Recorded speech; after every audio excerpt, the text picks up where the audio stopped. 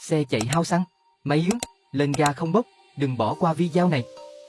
Kim phun bẩn lâu ngày sẽ làm động cơ hoạt động kém hiệu quả, tốn nhiên liệu, thậm chí gây hư hỏng nặng. Giải pháp: vệ sinh kim phun bằng máy chuyên dụng, làm sạch triệt để cặn bẩn chỉ trong vài phút. Sau khi vệ sinh, kim phun phun nhiên liệu mạnh, đều, giúp xe chạy êm hơn, tăng tốc tốt hơn, tiết kiệm xăng đáng kể. Đừng để kim phun bẩn làm bạn tốn tiền oan. Chăm xe đúng cách, tiết kiệm tiền sửa chữa sau này.